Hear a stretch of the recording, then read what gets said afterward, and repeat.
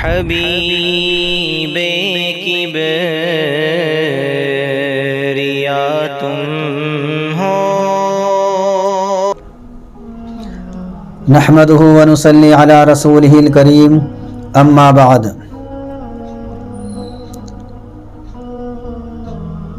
محترم سامعین، اللہ تعالیٰ کا ہم سب پر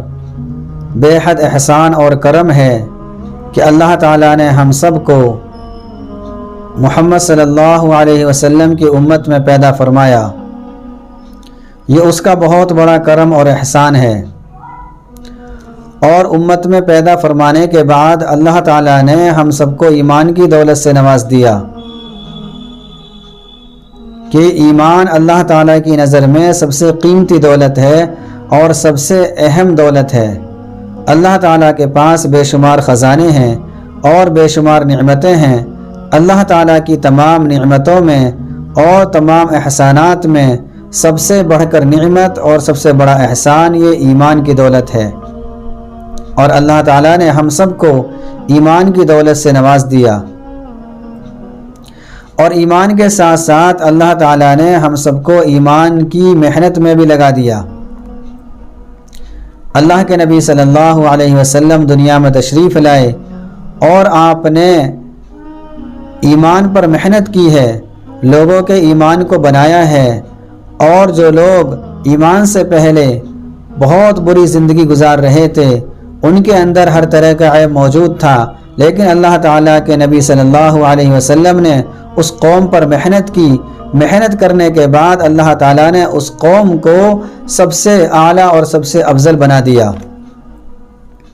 جن کو ہم صحابہ کرام رضوان اللہ تعالیٰ علیہم اجمعین کے نام سے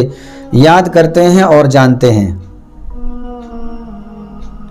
چونکہ آپ صلی اللہ علیہ وسلم آخری نبی تھے، اب تو کوئی نبی نہیں آنے والا، اب یہ کام ہمیں اور آپ ہی کو کرنا ہے کہ خود بھی ہمیں اپنی فکر کرنی ہے اور دوسروں کی بھی فکر کرنی ہے۔ خود بھی موت سے پہلے ہمیں موت کی تیاری کرنی ہے اور دوسروں کو بھی اس بات پر ابھارنا ہے کہ سبھی حضرات موت سے پہلے موت کی تیاری کر لیں، اس لیے کہ دنیا کو اللہ تعالیٰ نے یہ دارالامتحان بنایا ہے، آزمائش کی جگہ بنایا ہے۔ دنیا کے اندر اللہ تعالیٰ نے ہم سب کو اس لیے بھیجا ہے تاکہ ہم دنیا میں رہ کر آخرت کی تیاری کر لیں۔ حدیث میں ہے، اللہ کے نبی صلی اللہ علیہ وسلم کا ارشاد ہے، ان الدنیا خلقت لکم وانکم خلقتم للآخرہ، کہ دنیا کو تمہارے لیے پیدا کیا گیا ہے اور آخرت کو، اور تم کو آخرت کے لیے بنایا گیا ہے۔ یعنی دنیا کی تمام چیزیں اللہ تعالیٰ نے انسانوں کے فائدے کے لیے بنائی ہیں اور انسان کو بنایا ہے آخرت کی تیاری کے لیے۔ اللہ تعالیٰ ارشاد فرماتے ہیں، وَمَا خَلَقْتُ الْجِنَّ وَالْإِنسَ إِلَّا لِيَعْبُدُونَ، کہ میں نے انسان اور جنات کو صرف اور صرف اپنی عبادت کے لیے پیدا کیا ہے، یعنی دنیا میں رہ کر یہ میری عبادت کرے۔ اور اسی طریقے سے اللہ تعالیٰ ارشاد فرماتے ہیں کہ میں نے تم کو بیکار پیدا نہیں کر دیا، افحسبتم انما خلقناکم عبثا وانکم الینا لا ترجعون، کیا تمہارا یہ خیال ہے کہ میں نے تم کو بیکار پیدا کر دیا؟ بلکہ تمہارا خیال یہ غلط ہے، تم کو میں نے ایک مقصد کے تحت پیدا کیا ہے اور تم کو میرے پاس واپس بھی آنا ہے۔ اس لیے میرے محترم بزرگوں، دوستو، ہمیں دنیا میں رہ کر آخرت کی تیاری کرنی ہے اور موت سے پہلے ہمیں موت کی تیاری کرنی ہے، اس لیے کہ موت بہت سخت چیز ہے اور بہت ہی زیادہ مشکل کا سامنا اس وقت انسان کو کرنا پڑتا ہے جب موت اس کو آتی ہے۔ حضرت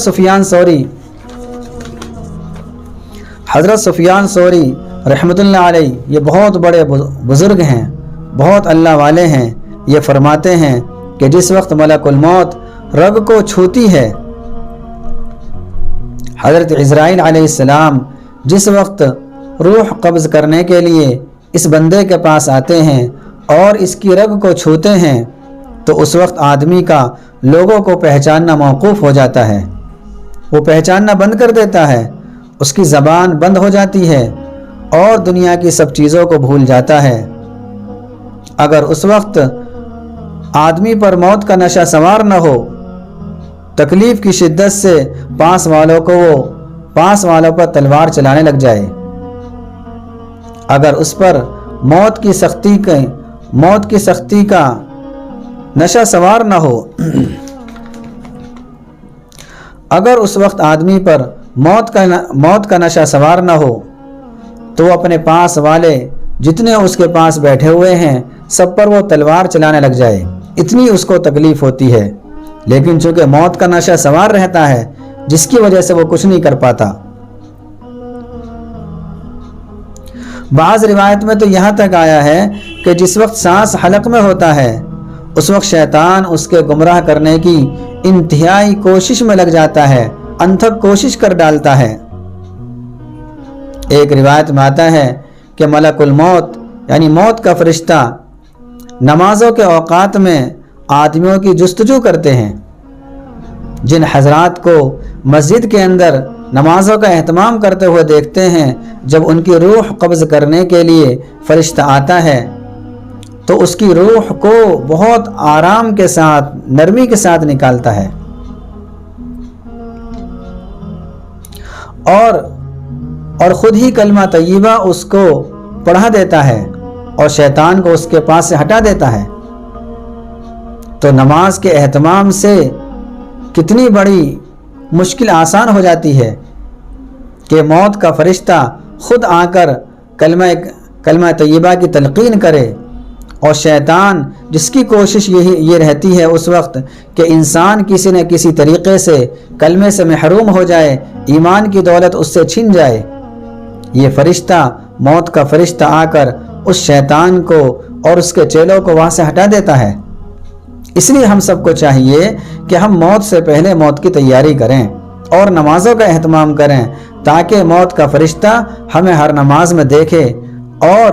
جس کی وجہ سے موت کے وقت وہ ہماری مدد کرے، کلمہ طیبہ کی ہمیں تلقین کرے، کلمہ طیبہ ہم سے پڑھوا دے، اور جو شیطان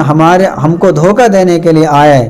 اور جو شیطان ہم کو ایمان سے پھسلانے کے لیے آئے، ایمان چھیننے کے لیے ہمارے پاس آئے، یہ فرشتہ اس کو بھگا دے۔ اللہ تعالیٰ مجھے بھی اور آپ سبھی حضرات کو عمل کرنے کی توفیق نصیب فرمائے، آمین۔ وآخر دعوانا ان الحمدللہ رب العالمین۔ حبیب کبریا تم ہو